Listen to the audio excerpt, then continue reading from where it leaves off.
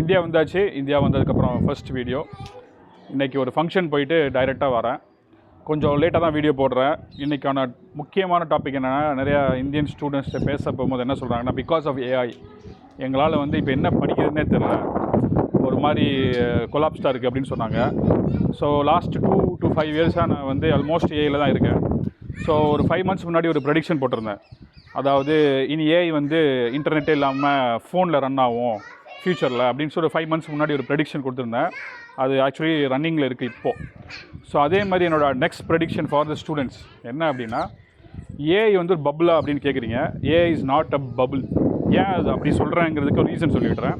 இன்றைக்கி லிட்ரலாக எல்லாருமே ஏஐ யூஸ் பண்ணிட்டோம். ஏஐயோட பெர்ஃபார்மன்ஸை பார்த்துட்டோம். ஏஐ சம்ஹவ் டெய்லி அட்லீஸ்ட் ஒரு மெயில் எழுதுறதுக்காகவாது எல்லோரும் யூஸ் பண்ணி பார்த்துட்டோம். இல்லை ஒரு இமேஜ் ஜென்ரேட் பண்ணோட ஃப்ரூட்னஸை பார்த்தாச்சு. ஸோ ஏஐங்கிற பபுள் பஸ்ட் ஆகாது.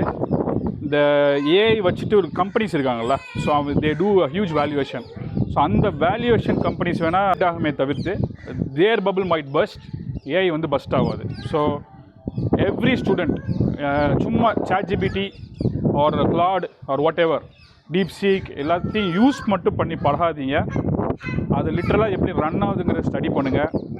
அதை எப்படி நாமளே உருவாக்கலாங்கிறத ஸ்டடி பண்ணுங்கள். If you are not doing, at least know what's happening behind the engine.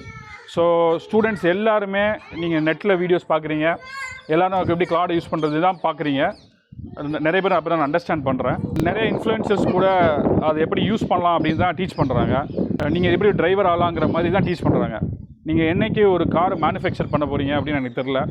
So Indian economy boom ஆகணும், நம்ம நாடு வல்லரசு ஆகணும், நம்ம நாடு செல்ஃப் சஸ்டெண்டாக இருக்கணும்னு ஆசைப்படக்கூடிய ஸ்டூடெண்ட்ஸ், ஆசைப்படக்கூடிய ஆண்டர்ப்ரனர்ஸ், ஆசைப்படக்கூடிய எனி பர்சன், ஐடி பர்சன், நீங்கள் கண்டிப்பாக ஒரு ஏஐ எப்படி ரன் ஆகுது, அதோட ஃபங்க்ஷன்ஸ் என்ன, எதனால் அப்படி பெர்ஃபார்ம் பண்ணுது அப்படிங்கிறத ஸ்டடி பண்ணுங்கள். ஜஸ்ட் யூஸ் பண்ணி மட்டும் பழகாதீங்க.